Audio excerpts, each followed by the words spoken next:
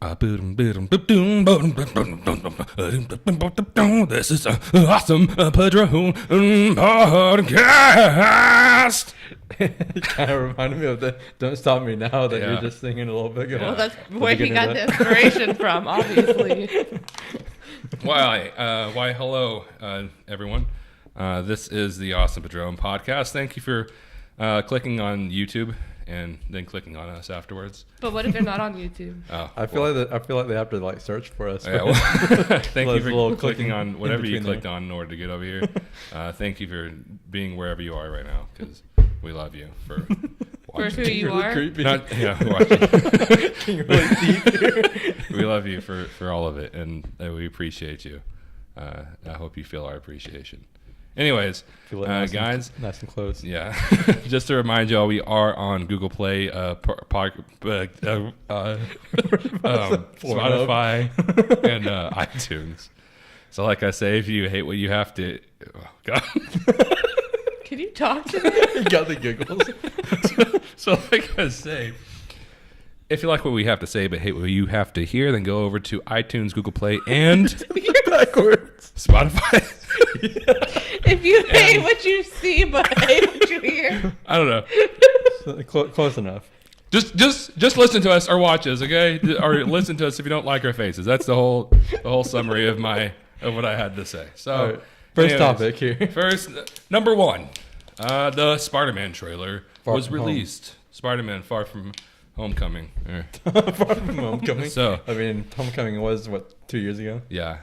You know, the one that messed up the whole MCU timeline. Yeah. Mm-hmm. Exactly. And now the timeline's even more messed up with the 5-year time jump. Yeah, they're pulling an X-Men. They're like, no, we're bringing X-Men over here. Yeah. Well, it's not really messed up, I'll say, but all the movies thus far have been took place in the year that came out, but now it's like in 2023 the continuity, so it's gonna be kind of weird how they do all that. Yeah. So we're going to talk about the Spider-Man trailer for a little bit. Spider-Man: Far From Home trailer, which actually looked quite nice. And if you haven't seen Endgame, something's really going on in your life. I'm sorry. I don't know what's going on, but you need to go see Endgame. But if you have, then go in and go over to the Spider-Man: Far From Home trailer if you haven't seen it already, because there is spoilers to Endgame in it. Yeah, and pretty major spoilers. And I just want to say right now, if you haven't seen Endgame, don't listen to this, because actually from here on out, don't listen to this, because we could be popping up spoilers from any movie of all time. Right. That's just how we just want to be able to have that kind of freedom here. So if you just be ready for spoilers of a movie. But I want to say that I commend Tom Holland for not giving any spoilers, because he had to have known because he filmed he's already filmed his movie and is pretty close to Endgame. Unless they somehow filmed 20 different versions of Far From Home. Yeah. Exactly. So, I mean, unless they kept him completely away from the press, he's done good so far. Yeah. And he even gives a spoiler warning at the beginning of this new trailer. So I read somewhere where it's ironic where Tom Holland is giving people spoiler warning. I read somewhere where somebody said that's the best character development in the MCU. No, I do want to say, although I do actually really enjoy it, the one thing I don't like about it, and it's kind of almost it's kind of similar to what I didn't like about the first one either. I just feel like they're giving away too much. The first one especially, the first trailer especially gave away too much. This one, unless they just change it, unless they change it, or if it's a twist, or they didn't actually, it's not actually what's happening. They showed a scene whenever what's her name? Zoe Zendaya. Whenever she's like, "Oh, you're Spider-Man" or something like that, she's like, "Oh, it's really obvious," and it's just a little too much on there. Yeah. I don't mind if she finds out, but don't put it in the trailer. Yeah, and I would kind of mind it even if she does find out, because I feel like too many people are finding Peter Parker's. Well, I mean, she's obviously going to end up being his girlfriend. Oh, yeah. So I mean. Yeah, I mean, I do agree with that. I just feel like it should be at least have a movie or two where she doesn't know. Yeah. I just feel like so many people Peter Parker takes off his mask and reveals who he is so many times with the MCU so far. I feel like they need to go back to him having just a strict secret. Well, to be identity. fair, both times we're in his room. Yeah. Yeah. True. To be fair. Mm. So I mean, But in this, like, obviously, I'm not like an idiot. If it happened in real life, I'd probably realize it was Peter Parker too. You know, because it's kind of obvious. I can suspend my disbelief for that. I like the Tobey Maguire ones. How Mary Jane finds out who Spider-Man is, even though it happened in the second movie. It was still perfect how she found out. And it wasn't even until like the end of the second movie. Yeah. Even though those movies are known for their damsel in distress use, like all of the movies. Mary Jane is the person he has to save at the end of every movie of the first three the trilogy. Yeah, which I do love those movies. I love them. I love the second one. Right. The second one's. I don't even care what anybody says. If you say that Spider-Man 2's not the best one, or if you say that Spider-Man 2 is bad, you're wrong. Yeah. That's just kind of how it is. It's one of the best superhero movies I feel like that's really out there. Is. And it still holds up. Even though it came out years ago, it still holds up when you watch it. Yeah. And even though Tobey Maguire is not my favorite Spider-Man, which is Tom Holland, he doesn't do bad. And I just feel like the movie's fantastic. The movie is... Because you imagine the movie, it's just like... Most of the movie is him without his powers. Right. It's an extremely character-driven movie. Yeah. And a huge character arc just throughout the movie. You know, which I really think is really important to that character. And I just feel like that's just that movie itself was a risk that they just went for of Spider-Man not having his powers for at least 30 minutes of the movie, maybe more. Right. It was a big chunk of the movie. It's a huge chunk of the movie. It's a really big risk. Doing that is extremely respectful, and considering the fact that it's actually good. Yeah. You know, and people always get mad at stuff like that. They're like, "Oh, but he should have been doing this. It was so boring." Well, like I think I've said this before here. If you watch a movie, purely just watch the movie. Like just like if a movie like this, like a movie that's slow, that's a superhero movie that has slow scenes, just imagine it being a drama. People aren't going to get mad at that, right? They're going to be like, "Oh, this is a good drama." But just the fact that those kind of scenes are put in these superhero movies, sometimes people hate it because they're a little slow, but they think it's stupid. Right. But it's really good. So I love Spider-Man 2. But Tom Holland's still my favorite Spider-Man overall. Yeah, same here. And one big thing, if you're done with talking about Spider-Man 2, one big thing that was revealed in the new trailer. It's about time you stopped talking about Spider-Man. I'm sorry, I like that movie. The one big thing that was revealed in the new Spider-Man trailer, this new Spider-Man Far From Home trailer, is that there's going to be a multiverse that's introduced into the MCU that was caused by the snap that Thanos did, which, I mean, of course, it could just be Mysterio lying about that, because Mysterio's... I know Mysterio is going to end up being a villain in this movie. But I would actually be disappointed if he wasn't. Yeah. But they have said that this movie is going to set up the rest of the MCU. So I feel like is Mysterio the biggest villain in the entire MCU? Yeah, he's going to be the new Thanos. He's a big bad in the MCU. He's the next Thanos. I do think that the multiverse is going to be how they introduce the X-Men and Fantastic Four. I've seen a lot of people say that they think that the Infinity Stones are going to be the cause of the mutants, and like the mutants are the radiation. Because like I think Rocket said at the beginning of Endgame that whenever Thanos snapped in Infinity War, it sent out like a huge shockwave that was mostly gamma radiation or whatever.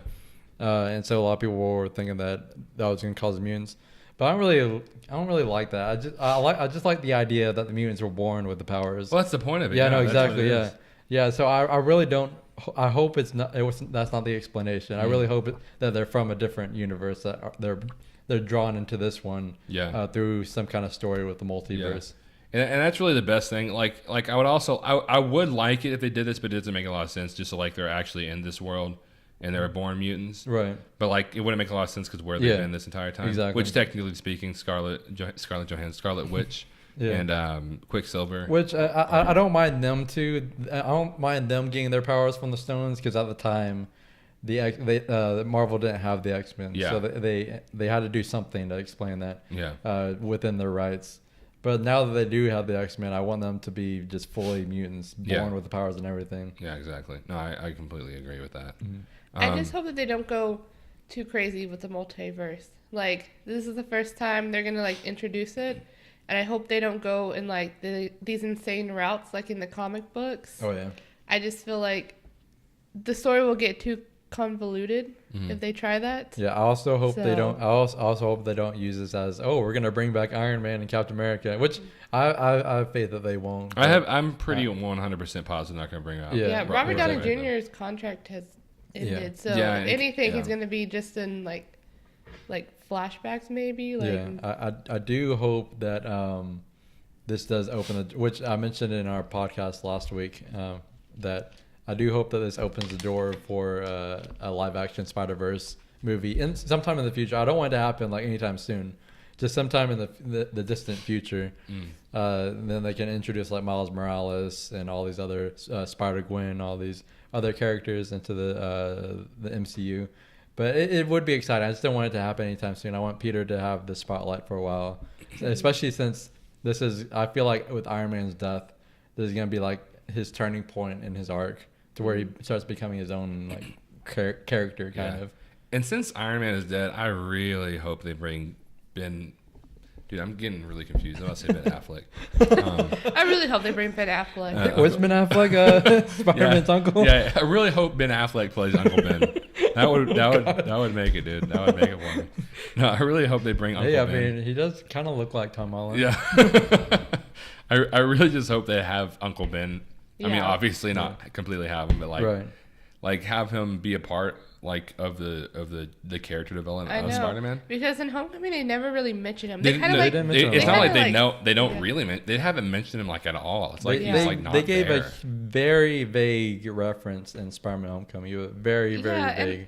I mean, I understand you don't want to do another origin story, and I was completely fine with that. I love that, yeah. But you got to mention Uncle Ben. That's a huge part of how or why he became Spider-Man. Especially how young he is. He's only in high school, and considering that's when Peter Parker gets his powers, probably just a little bit before Civil War. I think he says he says 6 months. Yeah, he's had the powers for 6 months in Civil War. Yeah, considering Uncle Ben dies pretty just a little bit before that. Yeah, you know, he still should be dealing with it. Yeah, you know, 6 months.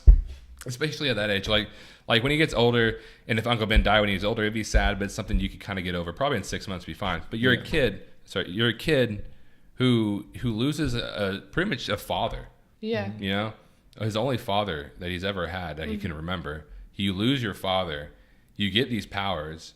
You're getting you're going into like the Avengers. You're doing all this stuff, all this stressful stuff.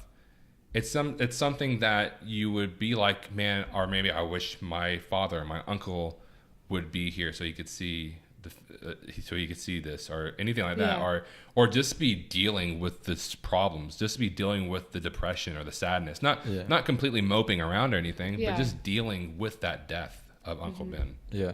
And also, speaking of the multiverse, I do, and speaking of the Spider-Verse too, I do hope that if they do have a live-action Spider-Verse movie, that they have Tobey Maguire and Andrew Garfield come play different versions of Spider-Man. Even if it's just like a small scene. Oh, that'd be amazing. I mean, I would like them to be a big part of the movie, but even if it's a small scene. Yeah.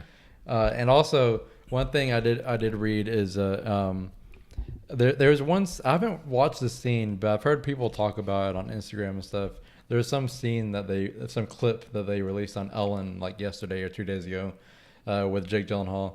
And Mysterio says that he's from Earth 833, which in the comics, the main comics are Earth 616.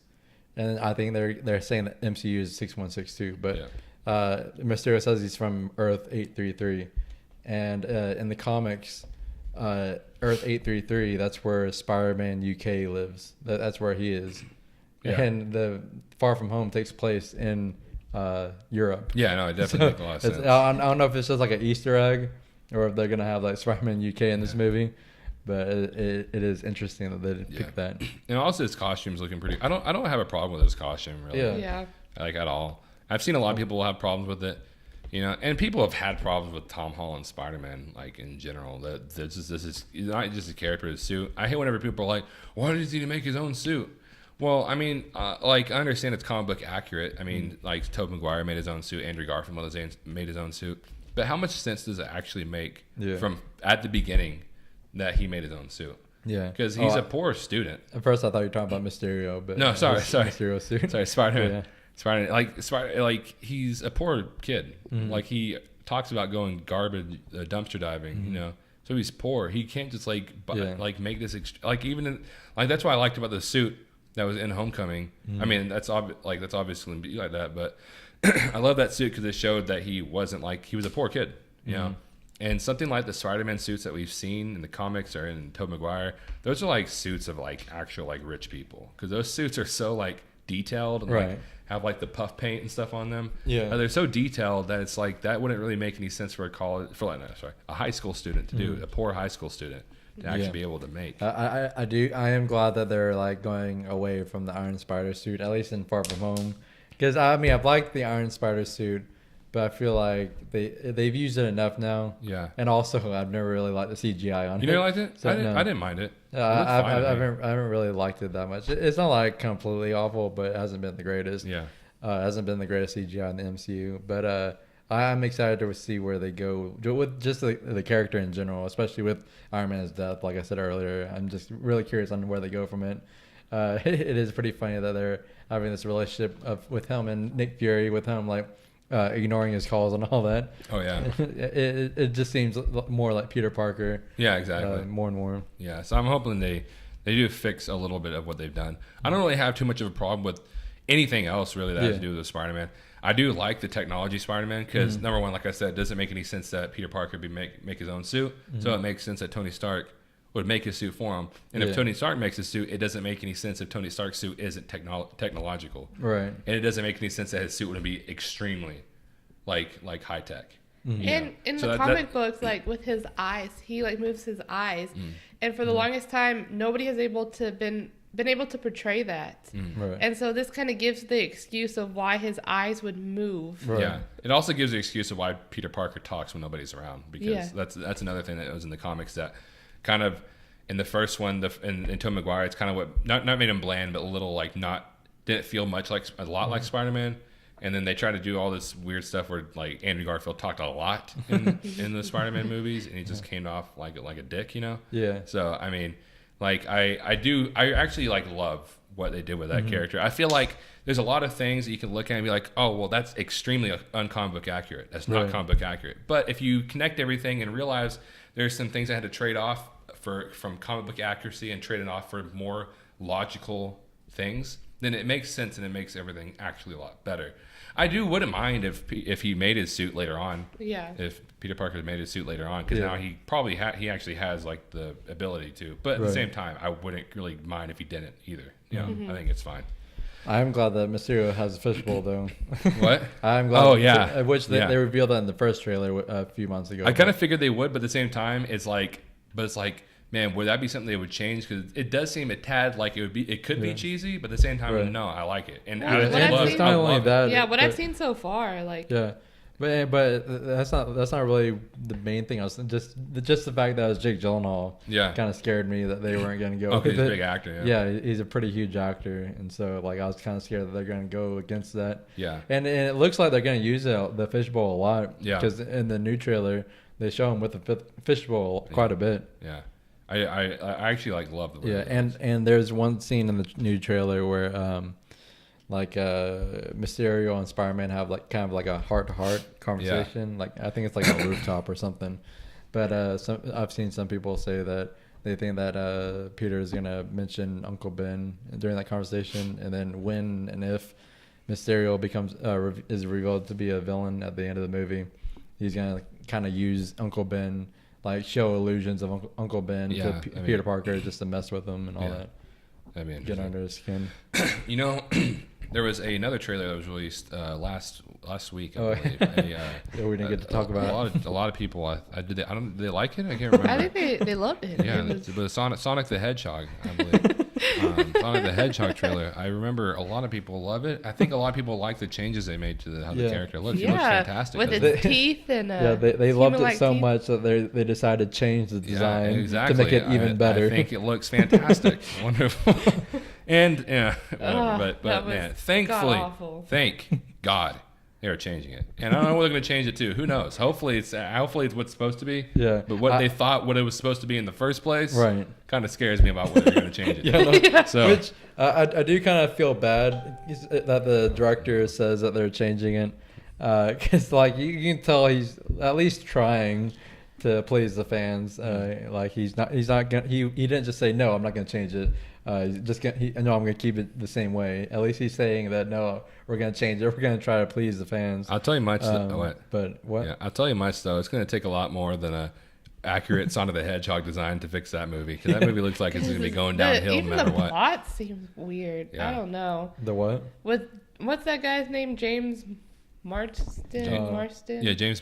Well, you know, I thought you said the pot scene. I was like, what scene are you talking about? Yeah, there's a pot scene in there. Yeah, James Marsden. You know what's funny is I saw a picture on there that made a good point. There's like a scene, like a front scene. Yeah. There's like a scene that's filmed from the front, like they're in a car as James Marsden driving Sonic the Hedgehog in a car, and then underneath it shows a scene from the movie Hop that also has James Marsden driving a CGI rabbit in a car. Yeah. So this is funny. A rabbit hedgehog. And I don't know.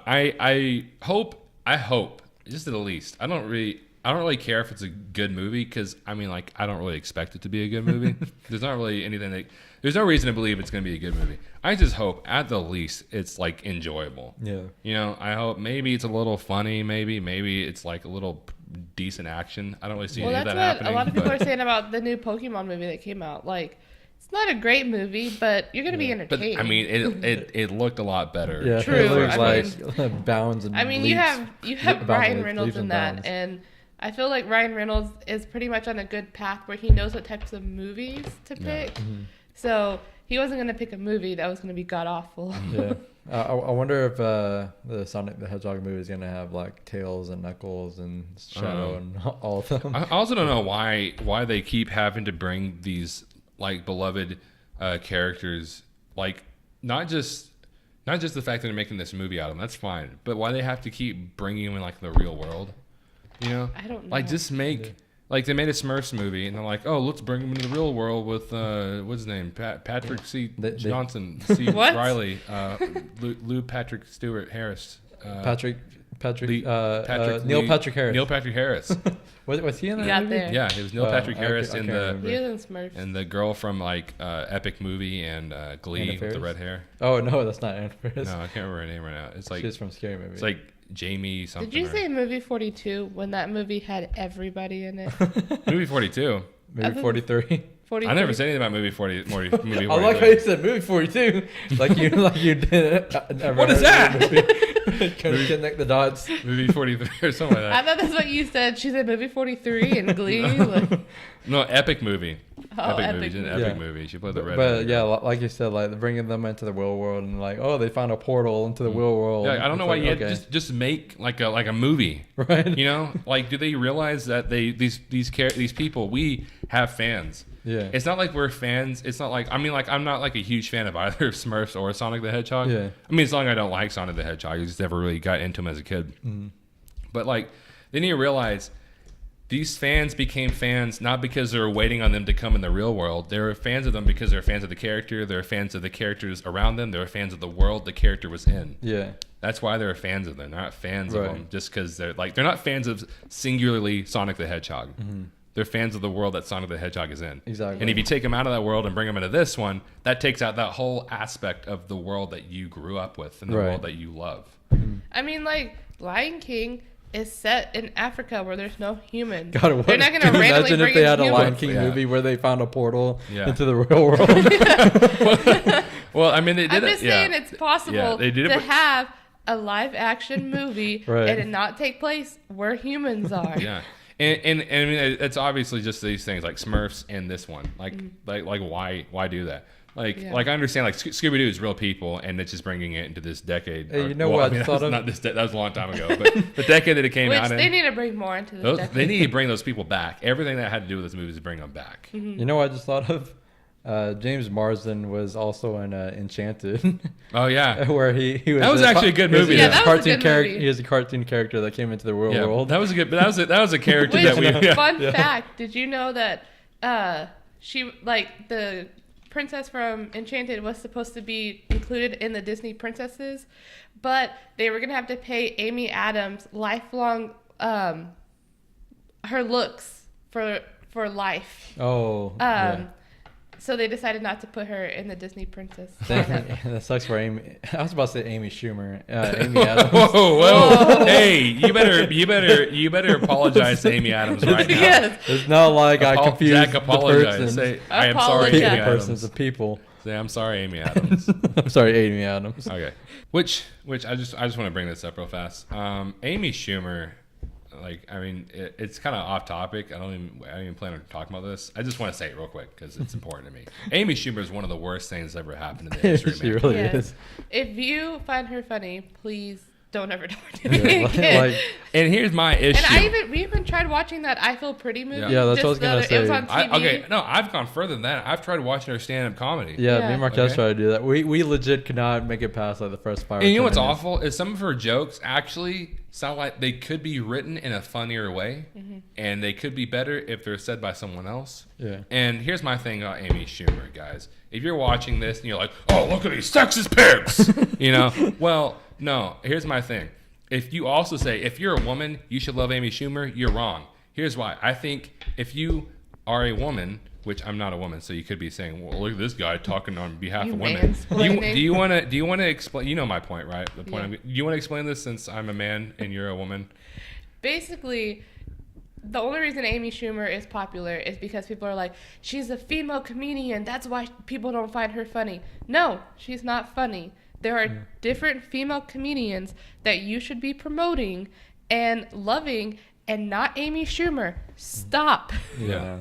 It is so frustrating that Amy Schumer is the face of the female comedians because she's not funny. Yeah. Yeah, I just don't understand why you want to put her up there and be like, well, as a woman, you should like her. But at the same time, it's like, well, I don't think you should like her to represent anything. It's kind of like the Ghostbusters movie. Oh, yeah. You know? Right. Like, people are like, well, as a woman, you should love Ghostbusters. If you're a feminist, you should love Ghostbusters. Well, no, because then you're telling Hollywood, hey, I don't care what you send out about women. I don't care if it's the dumbest crap. I don't care if you portray women as the dumbest things about these things, about comedy, about anything. I just want you to release something. But at the same time, I think what frustrated me the most about that is you had that movie and everybody was up in arms, like, just because it's females, nobody likes this movie. Yeah. But then you had Annihilation. Oh, Annihilation is fantastic. Who, yes, it was different. The ending was different, but it was still a great movie. It portrayed strong women who were all, in some way, super smart in their own way and super strong. And it got no press. It was even released to Netflix because it was doing so bad in the box office. That is ridiculous. We are fighting the wrong fights. Yeah, no, it's extremely stupid. That movie was so good. And a lot of people gripe. They're like, a lot of people do gripe. They're like, well, I don't think you should force women in movies. Okay, I don't have a problem with the idea of pushing women in movies. I think you should. I think women should get a lot. I think there should be a lot more female comedians. I think there should be a lot more female directors because there's not. They need more representation. Yeah. And I think you should push them in there, but I don't think you should put them in there and just give us garbage, like Ghostbusters and Amy Schumer. Because it's like, well, now what you're doing is you're putting garbage out there, and that's not going to get you anywhere, really. Especially, like you said, especially since there is such great female comedians that I would love to see famous. Right. I would love to see them a lot more famous. But Amy Schumer, I don't even know where she came from all of a sudden. She just, there was a lot of female comedians I knew about way before Amy Schumer. And then freaking Amy Schumer pops up out of nowhere and just explodes. I don't even know where she comes from. And not only are her jokes not good, I don't mind vulgar. But when you only rely on vulgar stuff, and don't write it funny. You're no longer a comedian. You're just hoping that by saying vulgar and racy stuff that, people are going to love me. That's all her stand-up is. I've watched clips from it. That's all she's always talking about. Yeah, she talks about her smelly vagina and stuff like that. It's her jokes are just primarily stuff like that. Yeah, it is not funny. And it doesn't, I feel like she portrays women worse than people who defend her, saying, look, she's a female comedian, we need to support her. But yet she downs women in her stand-up. And she also steals jokes. Yeah, she's known for stealing jokes. I don't know. I just think there's way better comedians. I don't want to talk about her too much because we do have other stuff to talk about. something really exciting. Let's get off that low note and get on a very high note. Tomorrow, everyone, is the release of the It Chapter 2 trailer. I am so excited about that, man. I am so happy. We actually just got back from Comic-Con where we met Comic-Con? Okay. Fan Expo? I don't know, whatever I thought you said Caramel-Con. Comic-Con or Fan Expo as it's called here in Dallas. Yeah. Where we met some of the It kids. Yeah, Finn Wolfhard and Jack Dylan Grazer, who play Richie and Eddie on the first movie. Georgie, I don't remember the actor's name. Jackson Robert Scott. Yeah. Mm-hmm. Yeah. And he was the cutest Dude, he's thing. adorable. Yeah, he like there was a time whenever he like ran past everyone with like the Thanos. Yeah, Infinity Gauntlet. He was like had his hand like that. Oh yeah. He's like, I got you, you know. Right. He's like, I got everyone. Yeah, he's like 10 years old. He's adorable. Yeah. Everybody else is pretty cool. Finn Wolfhard kind of made me really mad, but he was like, because he was supposed to get to his booth at like 3. Oh, he got to his booth at like 4:10 or something like really late. We were standing there for a long time because we got there like 2:50. No. Yeah. Did he get there at 4:50? Yeah, he got there because we got in his line at 1:50. No, he got his line at about 5, right? Yeah, because we got in his line at 1:50. Oh, 1:50. That's right. So he got in about, the person said that he was supposed to be back at 3. Yeah. And then he didn't get back to like 4-ish. So like an hour after he was supposed to get back. Yeah. So well, no, it was more like an hour and a half. Yeah. I remember I was like, oh my gosh, at one point, That's I was like, he's already an hour late, and we were still waiting. Well, we stood in line for at least 2 hours, maybe more. Probably, yeah. I think we stood in line for more than 2 hours. Yeah, so I mean, it was kind of frustrating. Yeah. Because it kind of like put a damper on the rest of our plans. And then Jack Dylan Glazer, Matt Dylan Glazer. Oh, Matt. What's his name? Jack Dylan Grazer. Oh, Jack Dylan Grazer. He got his booth early. Yeah. And I know, like really early. Yeah, he got his. Yeah, they told us he was going to be back at a certain time, and he was back within like 10 minutes. Yeah, of us standing. I'm like, man, that's awesome. he was okay. I mean, he was cool, but you could tell you could tell he was loving all the girls that were the annoying girls. That were they were like fangirling over him, like so dude, hardcore. Dude, some of them were like literally crying. The girls in front of us were crying, like tears, like actual tears, bawling. Right. And I'm like, I mean, I love him and his characters that he plays, like when he played in It and then he played in Shazam, and he's a good actor. But I just feel like I would never cry over a celebrity. Yeah, like, I'd even cry when I met Stan Lee. Yeah, like I love Idris Elba, right? I have the hugest crush on him. And I would not cry if I met him. I just feel like it's weird. Yeah, well, in all honesty, there's people like Stan Lee I can understand crying a little bit. Because it's like, that's like a hero of some people. Right. Yeah. You know? Like Jack Dylan Glazer, I love Glazer. Awesome. What You keep wanting to say Glazer. Grazer. Jack. Let's see how many more times you can butcher his name before. Jack Dylan Glazer. Grazer. Jack Dylan Grazer. I love the dude. He's awesome. He's a great actor. Yeah. But it's like, can you imagine if I ran up there and started screaming? Yeah. Like I screaming, remember our like really friend excitedly. when he met Stan Lee and he was crying. Oh, yeah. And I thought that was so cute because, I mean, he grew up loving Stan Lee, and that's what inspired him to start drawing. So I could understand, and I didn't even make fun of him because it was sweet, you know? I mean, he met his hero, and he only got to talk to him for like 2 seconds because it was in a photo op line. But he still loved it. Yeah. And I even, in the Jack Dylan Grazer line, I even, like, there's this group of like 3 teenage girls who met him in front of us. And then, like, by the time we got to the front of the line, I saw that they were in line behind us again to meet him again. I'm like, what in the world? Remember when we were standing in line and these girls started screaming, like, bloody murder just because he came out to his booth? Like, okay. Wait, when we met who?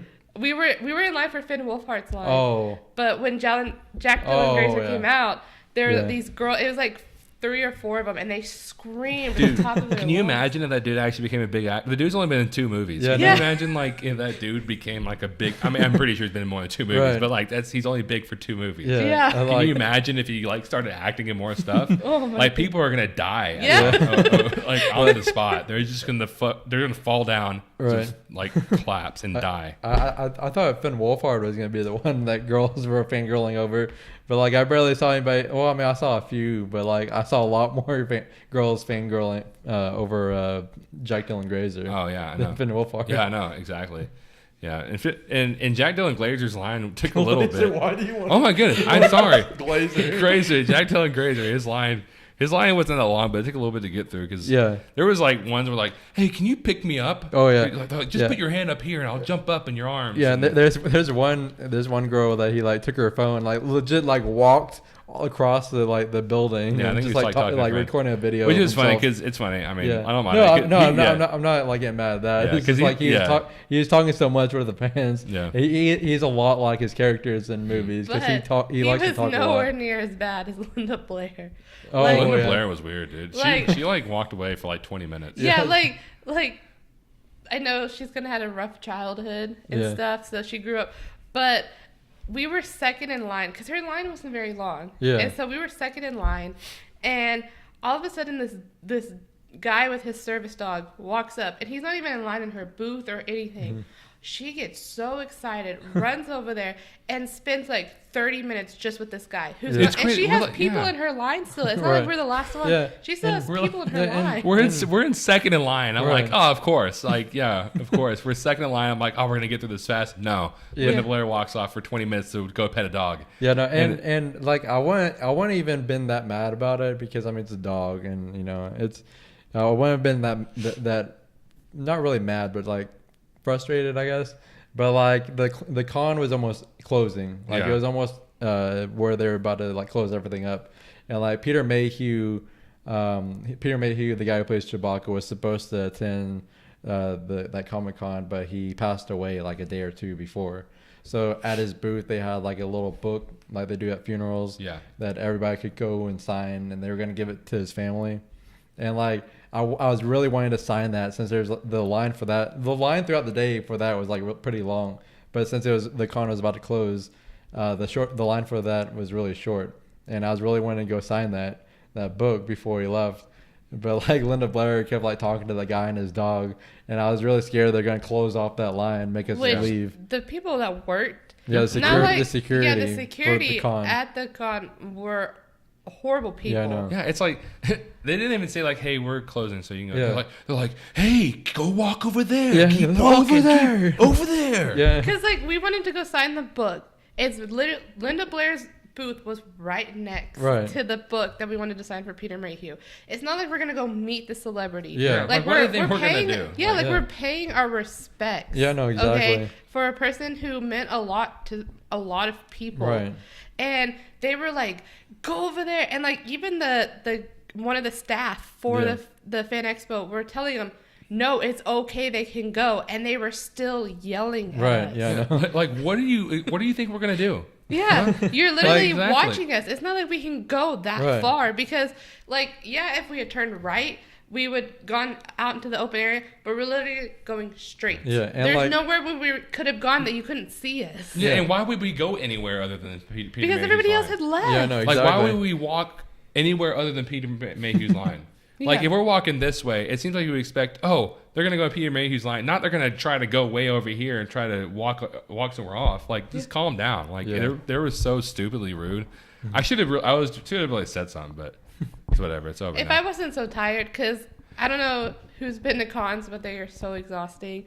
Had I not been exhausted and my feet were killing me, I would have said something because we're trying to pay respects to somebody. Don't be that rude. Yeah, no. You can say like, hey, y'all need to walk this way. And when we say, hey, can we sign the book? Be like, well, we're kind of closing, you know, I guess real quick or something like that. Something nicer than how they were presenting it. It's like the first thing they said was like that. Like, hey, keep walking. Come on over there. You know, they kind of, the way it said that reminded me of like a New Yorker. Like in I'm walking here. Like Dustin Hoffman. Hey, I'm walking. But, some of the biggest, or I don't know how to say, some of the most luck that we've had at a con was whenever we were getting Zachary Levi's autograph. Yeah. And there's like, they had, because like this was the day after the day we were just talking about, and the con was closing up again. And I mean, it wasn't really, it wasn't that close. It was like an hour or two before the con closed. The first time we went in, remember, because they had the main line, they had the overflow line. Yeah.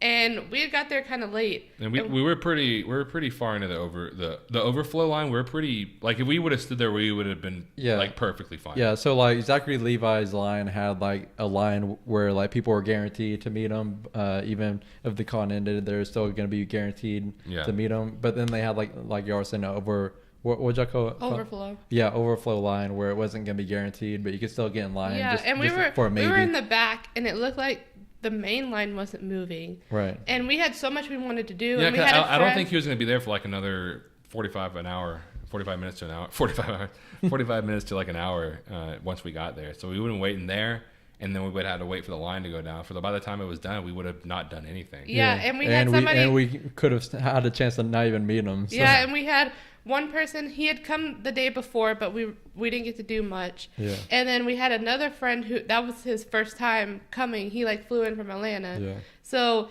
it was kind of like, okay, well, we might as well not wait in this line because it's not fair to the people who haven't been to con. We haven't walked around. We haven't got to experience it. So we actually got out of line at that point. Yeah, because we would have missed like the entire con if we stayed in that line. But luckily, like what all did we do? We did a lot. We met Phil Lamar. Yeah. We met Mia Farrow, which I'm actually really glad. We got an autograph from Mia Farrow on Rosemary's Baby. Yeah, and this was her first ever con. So that's actually like a big deal, that autograph. Yeah, so like her autograph is probably gonna be pretty rare. I mean, I don't know how many times she's signed autographs, but considering it's her first con ever, I can imagine her autograph. Most people's. What? It's rarer than most people's. Yeah, exactly. And then we met one other person, didn't we? Maybe not, but that's when we met Jack Dylan Grazer. Oh, is it Monday? Yeah, that does sound right. And then we took a picture looked around with shops. With Georgie. Yeah, with the little boy who played Georgie. Yeah. Jack Robinson. Right.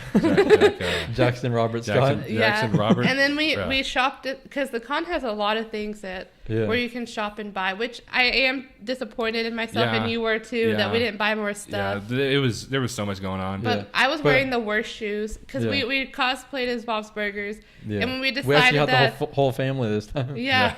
But when we decided that, because we decided it kind of last minute, I didn't have time to buy shoes, and I knew the shoes I was going to have to wear were going to be awful. Yeah. So I kind of already mentally prepared, but it was still more awful than I thought it was going to be, so my feet were killing me. Yeah, and thankfully we went back to the overflow line. The Zachary Levi line. Like later on in the day.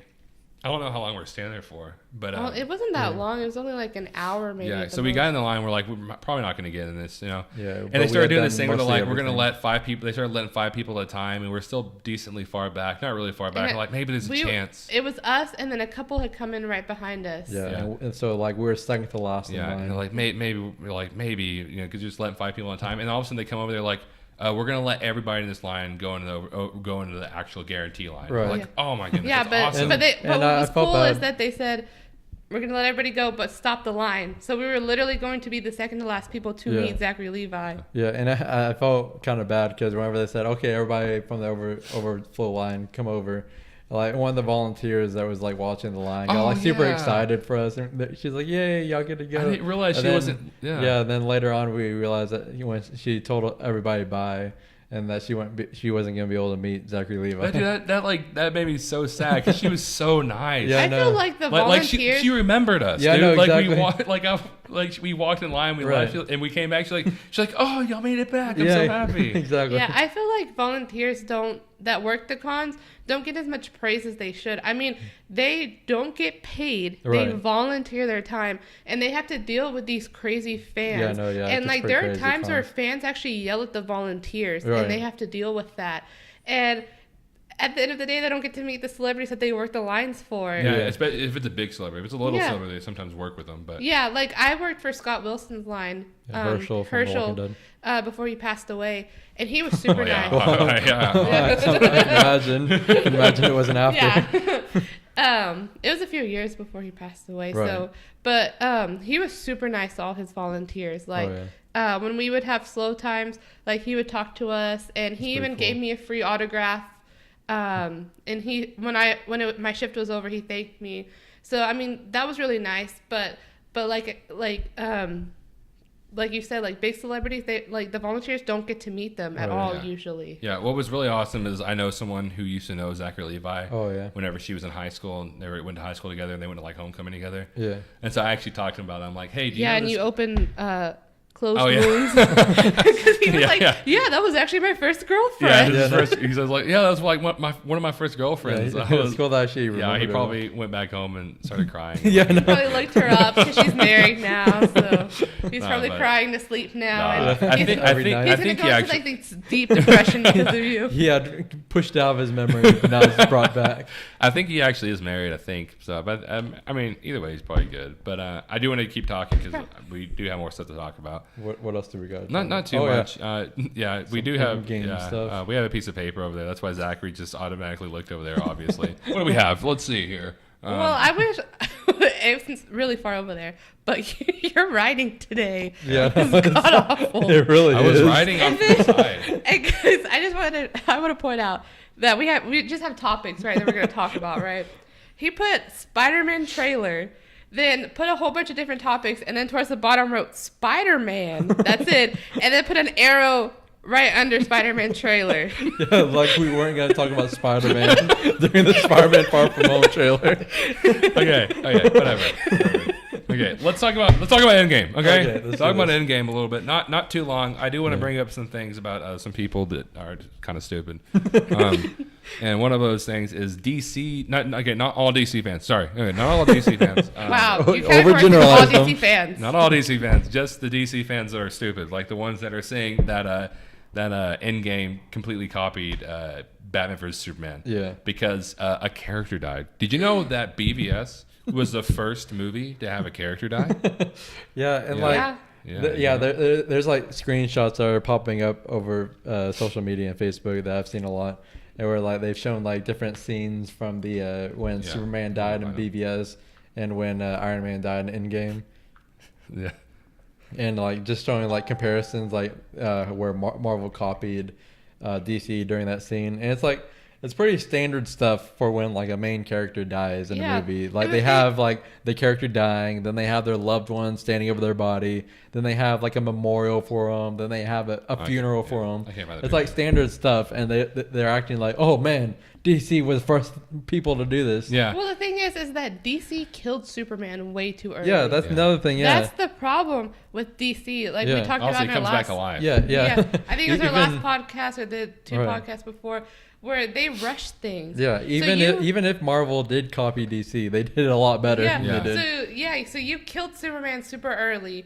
There was no emotion to it because it's the second movie in their franchise. You know Superman's coming back. Yeah. Where now in Endgame, you know that Iron Man is done. Right. Like, I mean, they're at least I hope he's. At least Tony Stark Iron Man is done. Like, obviously they might bring in more different Iron Man. So. Kid from Iron Man 3, which I guess he was pretty grown, but I thought more people would have recognized him. I've seen a lot of people who admitted like they had no idea who he was. Yeah. But like I recognized him like right away when I first saw it. I don't know. I only saw Iron Man 3 once. I actually didn't notice him.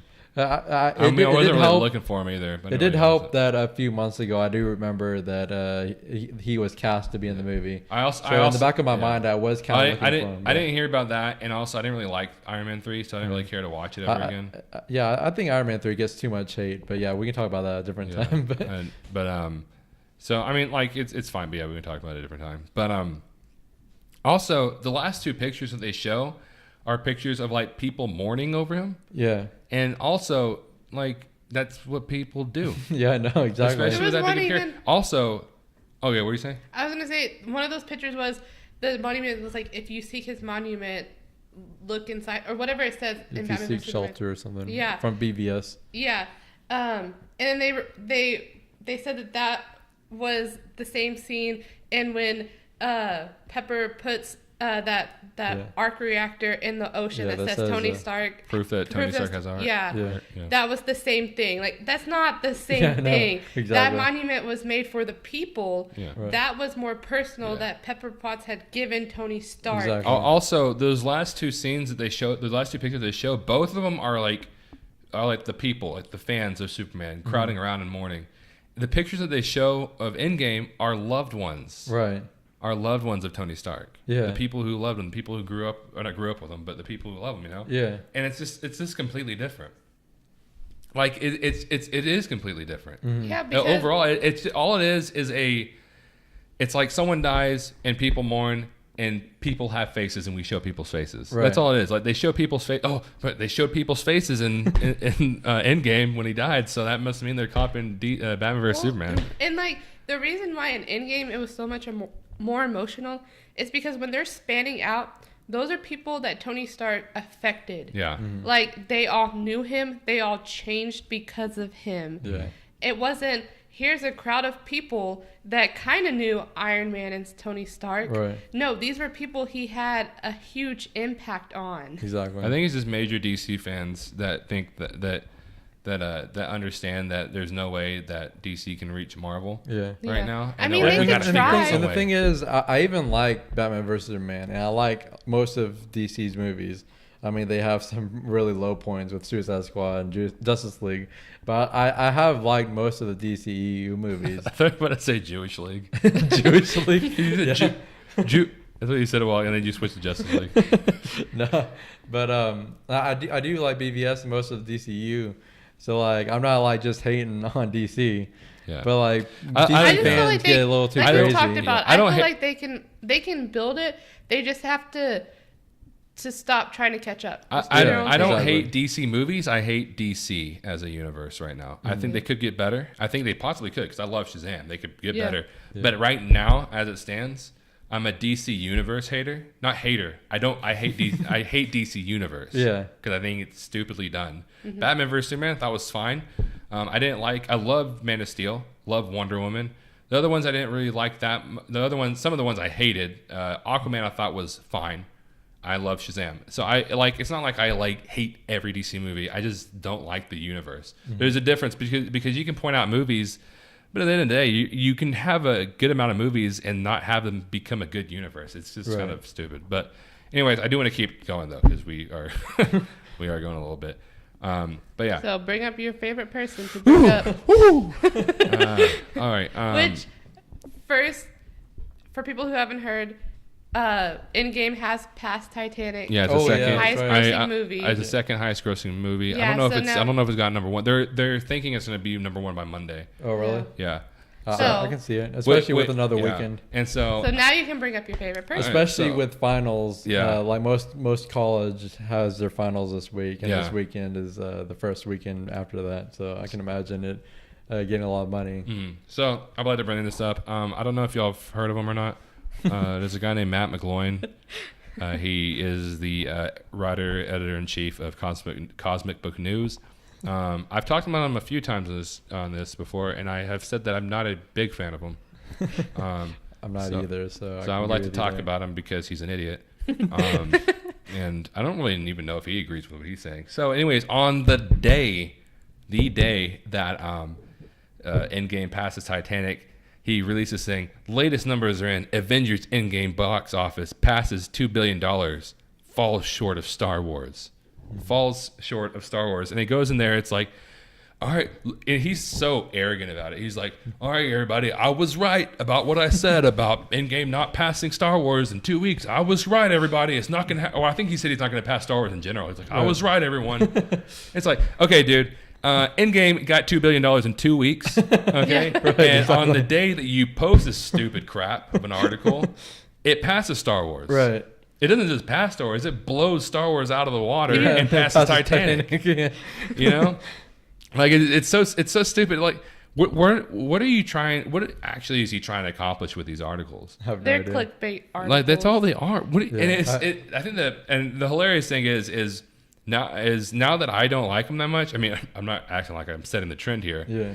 But like I've noticed a lot more when I go in there. A lot of people just talk crap about him because that's all his articles are. Yeah, exactly. It's him hating on Endgame. Him hating on Marvel in general. That's all. He does that a lot. Yeah, which I will say, for the first time in a long time, I think it was like Monday or Tuesday after the Spider-Man Far From Home trailer came out, he did post one article that was actually a decent read. Yeah. That wasn't just hating Marvel and Captain Marvel and all that.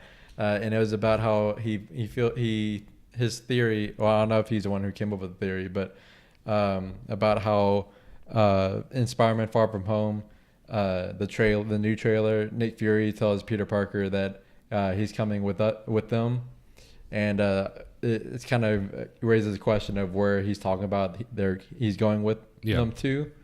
So he thinks that they're going to be traveling through the multiverse in Far From Home, and they're kind of using this London setting or this Europe setting as a disguise of what Far From Home actually means. But when Far From Home actually means Far From Home in the multiverse. Yeah. And he kind of thinks that they're going to go into the Earth that Mysterio is from, which would be kind of interesting, seeing an alternate universe or alternate Earth. Yeah. In the movie. Yeah, it would be interesting. And yeah, so this article is just that's a lot of stuff that he does. He likes to talk, and I'm pretty sure he has like a huge crush on Brie Larson. Yeah, no, he hates on her so much. He hates on her so much. Yeah, even something that's not even related to Captain Marvel or Brie Larson, he finds some way to bring her into the conversation, into the article somehow. Yeah. So anyways, yeah. But Endgame has passed Star Wars. It has passed Star Wars. Okay? Star Wars didn't even beat Titanic. It was... Yeah, no. Yeah, I don't even know why he even made that article. It was really close to beating Star Wars whenever even like the day before, it was really close to beating it. And then, like, out of nowhere, it just like blasts through and beats Titanic. Good job for Titanic for lasting this long. No, right? Yeah, I was looking at it, and I think like the top like 20 movies, the top 20 grossing movies, they've all been made in the past 10 years. Yeah. I think the earliest was Avatar in 2009. Yeah. But everything else was like past 2009. And I think like even like the top 25 or 30, I know for a fact the top 20 other than Titanic is from the past 10 years. But then Titanic was made in 1997 or something like that. So for it to stay at number 2 for so long, it's pretty especially amazing. With all these comic book movies coming out. I know Endgame was the biggest one, but there's been so many comic book movies. Ticket prices are going up and up. Yeah. And so technically speaking, I mean, really, does Endgame technically beat some of these movies? Maybe, but like if you adjust for like inflation. Well, but like if you adjust for inflation, I think Gone with the Wind. No, yeah, I was gonna say if you adjust for inflation, I mean, it still has a little bit to go. I think Gone with the Wind, if you adjust for inflation, it was like $3.3 billion. Yeah, that's why. What? Which technically, which honestly, if you look at every factor, not even just like if you have inflation there, fine. But like if you look at every factor, there's no way that anything could come near that. Because if you just look at the fact that probably most movie theaters cost around the same that time. If you look at the fact that there wasn't nearly as many people back in the day, if you just look at everything like that, all these little factors, these little things about movies, and the fact that probably movies weren't nearly as possible too, but nearly as like popular as they are nowadays. There's no way, I don't think technically, that anything can beat Gone with the Wind. Yeah, and that's why I've always thought that, which I know money makes the world go round, so I can understand why they rank it with that, but I've always thought that they should rank movies based on the amount of tickets sold rather than the money it makes, because ticket prices go up. They've gone up so much. I mean, some theaters charge like $30 for a ticket. So it gets pretty insane, the prices nowadays. So it is kind of easier for some movies to make a lot of money, whereas back then it was kind of a little bit harder because the tickets were a lot cheaper. Yeah. But I mean, I can understand why they rank it with by money. Yeah. People don't bring Gone with the Wind in the conversation too often. Gone with the Wind is like, it's unbeatable. I think. I think it's pretty much unbeatable. If you look at everything, even like the $3.3 billion with inflation, like I think it's unbeatable pretty much. I mean, you know, because movie tickets are going to keep getting higher, and I just don't think it really counts. But you know, whatever. It's still a feat. Endgame getting $2 billion in 2 weeks. Yeah, it's still pretty insane. I mean, $1.2 billion in their opening weekend. Yeah, I don't think people realize how much a billion is. Yeah. Like, what did you say? If they spent $1,000 from the start of man? Yeah, from the beginning of man, they still wouldn't have spent all their money today. So from the beginning of man till today, if you spend $1,000 a month, was it? I think it was a day. $1,000 a day. you would still not have spent all your money. All your $1 billion. $1 billion. That's just $1 billion. Yeah. That is crazy. Yeah. And so I mean it's a feat though.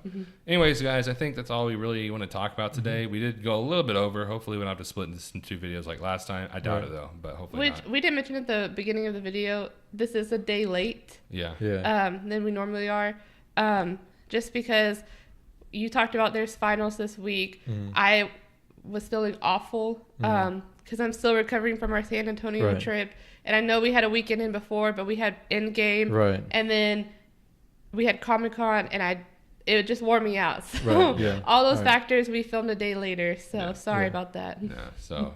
and also you read why we put up the last 2 ones late. It's because our computer was just being really weird about getting the video out there, so we ended up having to split the video into 2 parts. So that's why it's like that on YouTube.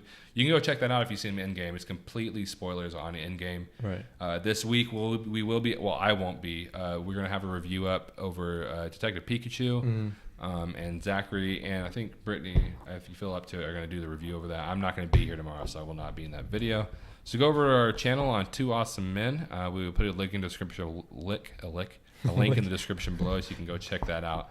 Anyways, guys, thank you so much for watching. Oh my goodness, watching. Thank you for watching. One day you'll learn words.